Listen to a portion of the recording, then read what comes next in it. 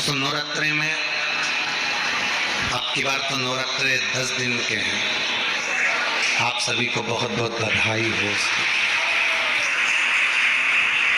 कहते हैं नवरात्रि जब बढ़कर आते हैं, 9 दिन से अगर 10वें दिन नवरात्रि बढ़ जाते हैं, नवरात्रि अगर एक दिन भी बढ़कर आते हैं तो माँ जगतजननी की आराधना करने वाले, साधना करने वाले भक्तों को जितना फल नवरात्रि का प्राप्त होता है वो 10 गुना फल नवरात्रि में प्राप्त होता है।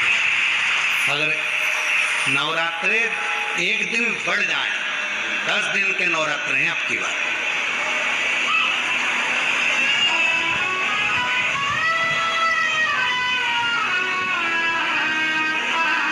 जो शरदीय नवरात्रि इस वर्ष प्रारंभ हो रहे हैं वो 10 दिन के हैं, बढ़कर आ रहा है।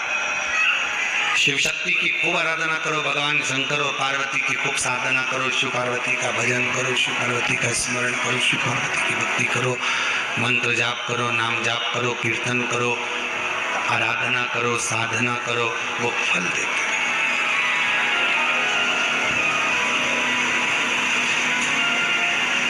आराधना साधना माँ अम्बा जगदम्बा की शिव के साथ। ये जो आप पहले दिन ही कलश स्थापना होती है और पहले दिन ही आपको ये ज्ञान हो जाए कि बच्चे पूछे कि कलश क्यों रखा जाता है, कलश के ऊपर आम के पत्ते क्यों लगाए जाते हैं, कलश के ऊपर नारियल क्यों रखा जाता है, कलश के ऊपर 9 बार मोली क्यों मांगी जाती है, मोली मतलब अच्छा नाड़ा 9 बार क्यों लपेटा जाता है नारियल के ऊपर, कलश के ऊपर जब रखते हैं।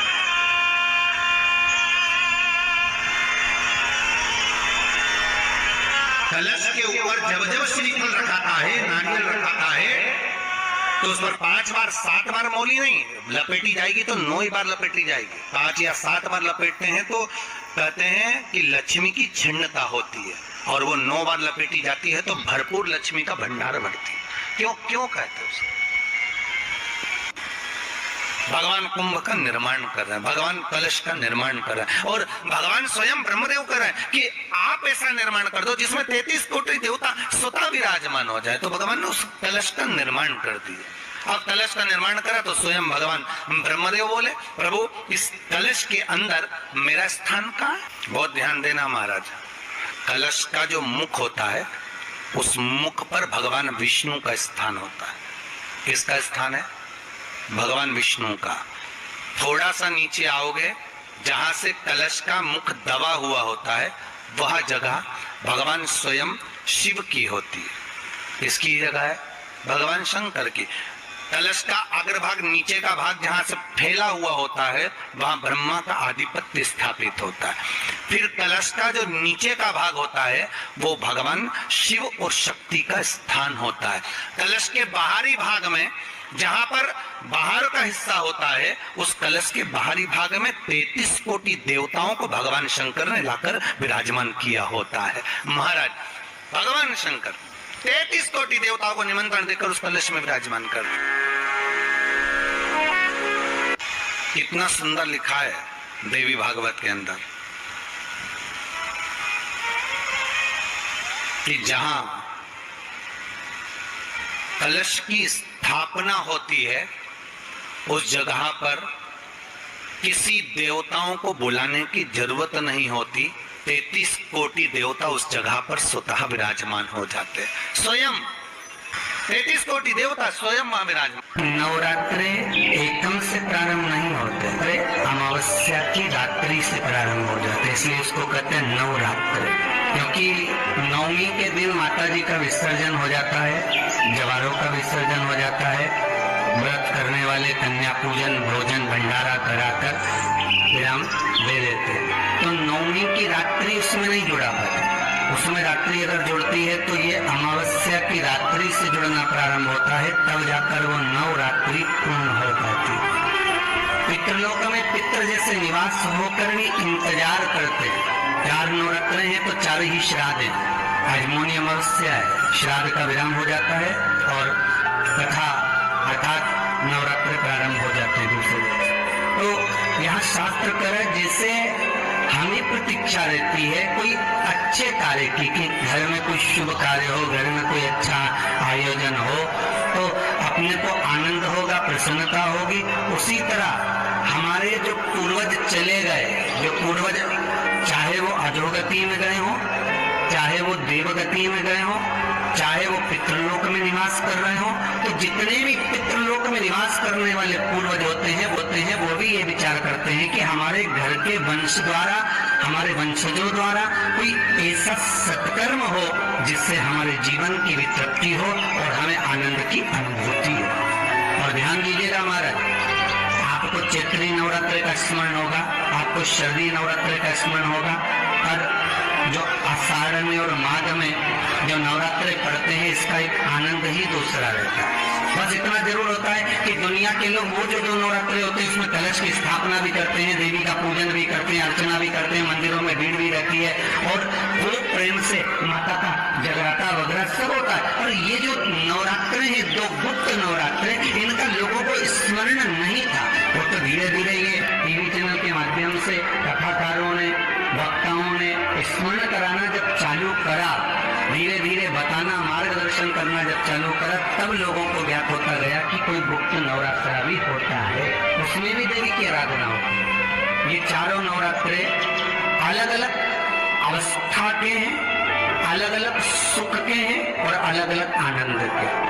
आपके घर में पितृदोष है, आपको ऐसा महसूस होता है, तो किसी भी नवरात्रि के पहले जो अमावस्या पड़ती है, जिस दिन अमावस्या रहे उस दिन चावल की कटोरी में एक कपूर का टुकड़ा रख दीजिए, छोटा सा, और कपूर का टुकड़ा रखकर उस कपूर को दरवाजे के बाहर कटोरी में ही, चावल रखी हुई कटोरी में ही उसको पितरों का स्मरण कर जला दीजिए। और जलाने के बाद उस चावल को कहीं भी किसी भी वृक्ष की छांव में पक्षियों के लिए डाल दीजिए। शिव महापुराण की कथा कहती है, अगर मान लो पितृ आपको कष्ट दे रहे हैं, पितृ आपको तकलीफ दे रहे हैं, कोई काम नहीं होने दे रहे हैं, या कहीं आपको ऐसा लगता है कि पितरों का दोष है, तो वो पितृ दोष देवी, ये जो आप करेंगे ये कब कर रहे हैं? अमावस्या के दिन आप उसको रख रहे हैं। अमावस्या के दिन उसको रखकर रात भर आपने रखा कपूर के साथ में, सुबह एकम पड़ गई, नवरात्रि लग गई, उसी दिन उसको जलाकर आपने पटक दिया। अर्थात उससे देवी और पितृ इन दोनों का आशीर्वाद जो प्राप्त होता है, तो घर में से पितृदोष समाप्त होकर लक्ष्मी की बुद्धि प्रारंभ हो जाती है, कार्य में सिद्धता आ जाती है। और नवरात्रि में भी देवी की आराधना का एक स्मरण का सुख है हमारा। ज्योत का विधान है, नवरात्रि में देवी की ज्योत लगती है, अखंड ज्योति लगती है, जवारे बुआए जाते हैं, कलश लगता है। ज्योत का भी विधान है, जिसके यहाँ दिया अखंड जलाया जाता है, अगर वो दिए की लो, दिए की बाती अगर दक्षिण दिशा की होती है तो उसके घर में साल भर में एक घात जरूर होती है। जो दिया अखंड जलता है उसकी बाती का मुख दक्षिण का नहीं होना चाहिए। अगर आपने देवी भागवत का स्मरण करा हो, देवी भागवत को अगर सुना हो, तो देवी भागवत में स्पष्ट किया गया कि पूर्व की ओर मुख करा हुआ दिया, अर्थात पूर्व जो जलाई जाती है वो संपदा की वृद्धि करती है। पश्चिम की ओर मुख कर जो ज्योत लगाई जाती है महाराज वो वैभव को देती है, और उत्तर की ओर जो मुख कर ज्योत जलाई जाती है, उत्तर की ओर जो ज्योत का मुख रहता है वो आयु की वृद्धि करती है, घर में अकाल मौत को रोकती है। दक्षिण की ओर ज्योत ना लगाए, अगर आपको लगाना है पूरब की लगाए, पश्चिम की लगाए या उत्तर की लगाए।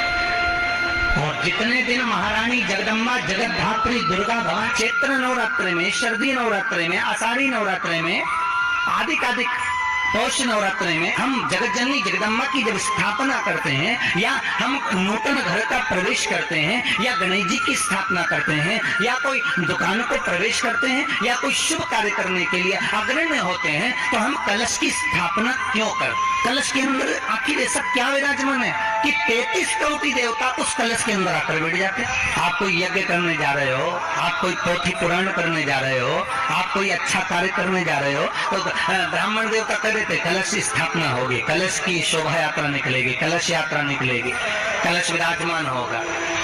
उस कुंभ की उस घड़े की महत्वता कहां से प्रकट हो गई? शिव महापुराण की कथा कहती है महाराज, भगवान पौघड़दानी शंकर स्वयं आद्य शक्ति जगदम्बा से कहते हैं कि जगदम्बा तू क्या चाहती है बोल। तो जगतजननी जगदम्बा कहती है कि जहां मैं हूं वहां शंकर है, ये आपने कह दिया, और जहां शंकर है वहां पार्वती का होना जरूरी है। उसके लिए सिद्ध करने के लिए एक स्थान ऐसा बनाया जाए जहां पर शंकर विराजमान है और शंकर के साथ पार्वती विराजमान है। तो शिव जी ने कहा पार्वती उसके लिए मैं तुझे एक सुंदर कलश का निर्माण कर देता।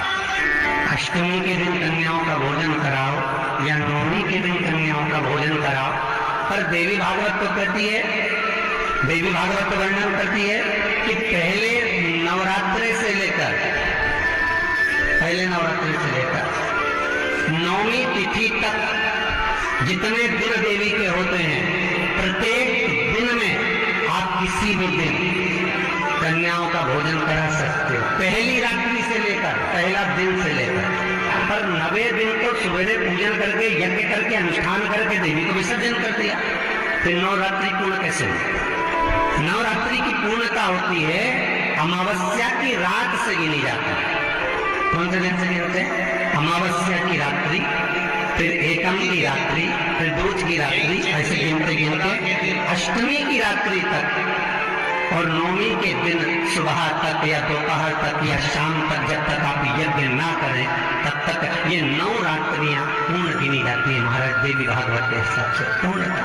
अब हमने कन्या भोजन का जो क्रम बनाया, अष्टमी के दिन करा देंगे, नवमी के दिन करा देंगे, इस तिथि को करा देंगे, पर भाव देखिए, शास्त्र कहता है भूखे को भोजन जब कराइए जब उसको भूख लगी हो, और ऐसों को कराइए जिसको जरूरत पड़ रही है।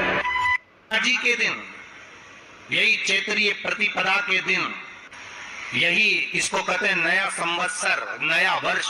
हिंदू धर्म में क्यों कहा जाता है? आज ही के दिन ब्रह्मा जी ने, महाराज संपूर्ण ब्रह्मांड की रचना करने वाले, जिनको भगवान शिव ने स्वयं ब्रह्मदेव से कहा है कि ब्रह्मा जी तुम सृष्टि खंड को आगे बढ़ाइए, सृष्टि की रचना करिए। और आज ही के दिन, यही चैत्रीय प्रतिपदा के दिन, यही इसको कहते हैं नया संवत्सर, नया वर्ष। हिंदू धर्म में क्यों कहा जाता है? आज ही के दिन ब्रह्मा जी ने, महाराज सृष्टि की रचना करना प्रारंभ करा था। आज ही के दिन भगवान शिव और ब्रह्मा का संवाद हुआ था। सीधे भगवान शंकर ब्रह्मदेव के पास जाकर बोले थे, हे ब्रह्मदेव आप सृष्टि की रचना करिए। अष्टमी के दिन कन्याओं का भोजन कराओ या नवमी के दिन कन्याओं का भोजन कराओ। पर देवी भागवत तो कहती है, देवी भागवत तो वर्णन करती है कि पहले नवरात्रि से लेकर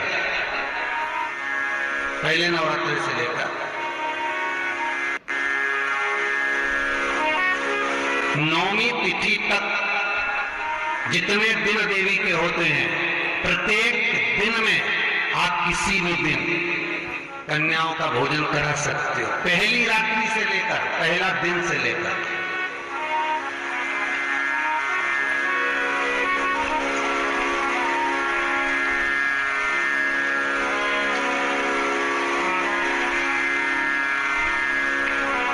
नवरात्रि मालूम है कब से लगती है? आप लोगों को ज्ञात होगा ना, नवरात्रि कब से लगती है? अमावस्या से कि एकम से? अरे जितने लोग सुन रहे जरा बोलो तो भाव से। अमावस्या से लगती है कि एकम से लगती है? तो सब लोग कहेंगे महाराज जी पड़वा से लगती है, एकम से। पर देवी भागवत कहती है अगर एकम से लगी तो नवरात्रि पूर्ण कैसे हुई?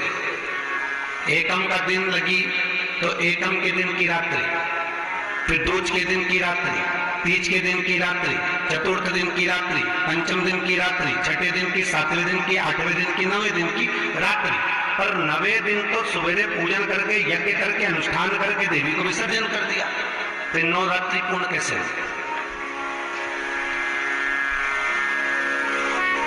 नवरात्रि की पूर्णता होती है अमावस्या की रात से गिनी जाती है।